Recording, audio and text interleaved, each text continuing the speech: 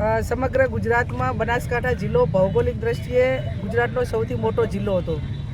એટલે વારંવાર રજૂઆતો થતી હતી કે જિલ્લાનું વિભાજન કરીને નવો જિલ્લો બનાવવામાં આવે.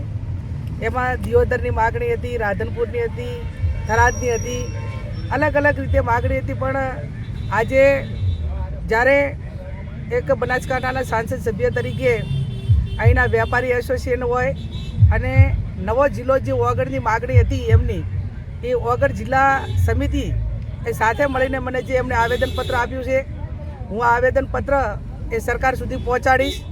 એક વાસ્તવિકતા છે કે જ્યારે સરકારે જાહેરાત કરી એ ટાઈમે પણ મેં સ્ટેટમેન્ટ આપ્યું હતું કે કોઈ પણ જિલ્લાનું વિભાજન હોય, તાલુકાનું વિભાજન હોય તો સ્થાનિક લોકોને, સ્થાનિક પ્રજાના પ્રતિનિધિઓને સાંભળીને ભૌગોલિક દ્રષ્ટિએ અને એમને વિશ્વાસમાં લઈને નિર્ણય લીધો હોત તો અત્યારે આંદોલન કે આજે ધાનેરા નારાજ, કાંકરેજ નારાજ, દિયોદર નારાજ, 8માંથી 4 જેટલા તાલુકાઓ, વિધાનસભાઓ આખી નારાજ હોય ત્યારે સરકારે લોકશાહીની અંદર એમને સાંભળવા પડે.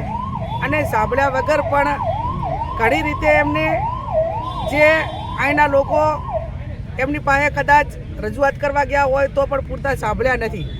એટલે એમની જે પણ રજૂઆત છે, ભૌગોલિક દ્રષ્ટિની વાત હોય, ભૂતકાળમાં જ્યારે 2000માં જિલ્લા તાલુકાઓનું વિભાજન કરવામાં આવ્યું એ ટાઈમે ગુજરાતના મુખ્યમંત્રી શંકરસિંહજી વાઘેલા હતા.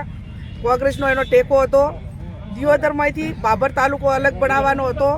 એ ટાઈમે હું તાલુકા પંચાયતની પ્રમુખ હતી અને તાલુકા પંચાયતના પ્રમુખમાંથી મારે બાબર તાલુકો અલગ બનતા એ પદેથી મારે રાજીનામું આપવું પડ્યું હતું, અથવા તો ગેરલાયક સભ્યોની વેચાણના કારણે હું પ્રમુખમાં નથી રહી શકી. છતાં પણ બાબર તાલુકો બનતો હતો એ ટાઈમે મેં તાલુકા પંચાયતના પ્રમુખમાંથી રાજીનામું 2000માં આપ્યું હતું. એટલે એક પ્રજાના પ્રતિનિધિએ પ્રજા માટે કરીને લડવું જોઈએ. એક લોકશાહીનો આપણને જે સત્તા સ્થાને બેહાડ્યા હોય પ્રજાએ બેહાડ્યા છે. એમ પ્રજાના ચૂંટાયેલા જે નાનાથી પંચાયતથી કરીને પાર્લામેન્ટ લોકો જે રજૂઆત કરે એ સરકારમાં નિર્ણય લેતી વખતે લોકોને સાંભળવા જોઈએ. આ સાંભળ્યા નથી. આજે માજી ધારાસભ્ય સાહેબ છે, આ જિલ્લાના પ્રતિનિધિઓ છે, એમને મને અહીં આવેદનપત્ર લેવા માટે બોલાવી છે. આ જે આવેદનપત્રની અંદર એમની જે માગણી છે એ માગણી હું મારા લેટર પેડમાં લખી અને સરકાર સુધી પહોંચાડી અને એમની જે વાત છે, એમની જે રજૂઆત છે એ સાંભળી અને પુનર્વિચારણા કરીને એમને કઈ રીતે સંતોષ મળે એવા પ્રયત્નો સરકાર કરે એ બાબતનો લેટર હું લખી અને સરકાર સુધી આ બાબતની જાણ કરીશ. હું એવું માનું છું, મેં કીધું એ પ્રમાણે અગાઉ, કે ભૌગોલિક દ્રષ્ટિએ અને તાલુકાઓની દ્રષ્ટિએ બનાસકાંઠા ગુજરાતનો સૌથી મોટો જિલ્લો હતો. ભૂતકાળમાં જ્યારે વિભાજન કર્યું, બોટાદ હોય, સોમનાથ હોય કે અલગ અલગ જિલ્લાઓ નવા બનાવ્યા, તો કેટલાક જિલ્લા 4 તાલુકાના પણ એમને બનાવ્યા છે. 4 જિલ્લા, 3 તાલુકાના 4 તાલુકાના પણ જિલ્લા બનાવ્યા છે. તો એમને થરાદે બનાવવો હતો, દિયોદરે બનાવવો હતો, તો સરકાર એ પ્રમાણે બનાવી શકતી હતી. અને વગર જિલ્લો વચ્ચે એની ભૌગોલિક દ્રષ્ટિએ અને કાંકરેજ પણ પાલનપુરમાં જવા માટેની અપેક્ષા ન રાખો, કદાચ એમને એ પ્રમાણે બધાને વિશ્વાસમાં વગર બનાવ્યો હોત અને જે રીતે બોટાદના નાથી જિલ્લાઓ બનાવ્યા છે, એકને બદલે સરકારે 2 જિલ્લા બનાવવાની જરૂર હતી તો થરાદે થોત. પણ એવું નથી કર્યું. માત્ર ને માત્ર એક વ્યક્તિના અહમ અને એક વ્યક્તિના નિર્ણય માટે કરીને આખા જિલ્લાને ખેદન મેદન કરીને જે લોકોની લાગણી હતી એ લોકોની લાગણીને ગ્રાહ્ય રાખી નથી. એટલે આ બાબતમાં કદાચ થરાદે ભલે જિલ્લો બન્યો હોય પણ વગરને અલગ જિલ્લો બનાવીને કાંકરેજ, ધાનેરા, દિયોદરને આને પણ ન્યાય મળે એ જે રજૂઆત છે એ રજૂઆત એ હું સરકાર સુધી પહોંચાડીશ.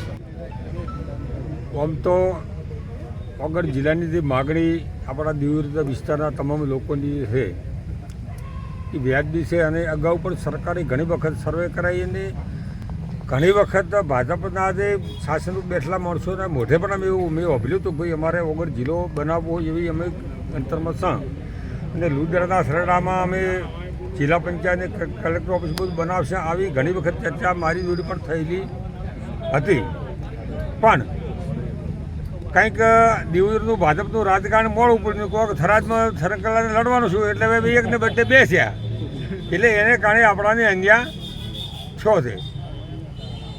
પણ આપણે જે અત્યારે જે વાતને લઈને નીકળ્યા છે એમાં આપણા એક તાલુકાને કારણે કોઈ દડો પરિણામ આવે નહીં. એનું કારણ છે કે બાજુના તાલુકા તો કદાચ રાડ ઉપાડે કે ભાઈ અમારે થરાદમાં નથી રહેવું, દિયોદરમાં જ રહેવું છે અને દિયોદર જ બનાવો, તો એના કરતાં આપણને વધારે ફાયદો થાય, કારણ કે એક તાલુકો તો સરકાર સમજે છે કે તું દિયોદરને બનાવવા તો થરાદ ઉપર શું બેસવાનું છે, થરાદને બનાવો તો દિયોદર ઉપર શું હાથમાં બેસવાનું જિલ્લો છે. બનાવે. એટલે આ એના કરતાં 2 જિલ્લા તું બનાવે. હા.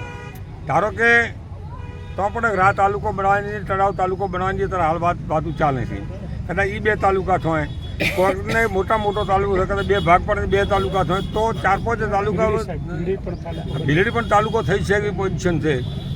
આના 2-4 મહિના પહેલાં પણ એવી ચર્ચા હતી કે ભીલડી તાલુકો બનાવો. આ બધું કરી અને 2 જિલ્લા તો બનાસકાંઠાની 2 ને બદલે 3 જિલ્લા બનાવી નાખે તો એનો લાભ દિયોદરથી પૂરેપૂરો મળે. અને આપણા ઓગણજી બાપાને બધા કરવા પ્રાર્થના કે આ ભાજપાની સાથે બુદ્ધિ આલે અને આપણને 3નો જિલ્લો બનાવી એટલે એવી ભગવાન આગળ પ્રાર્થના કરે.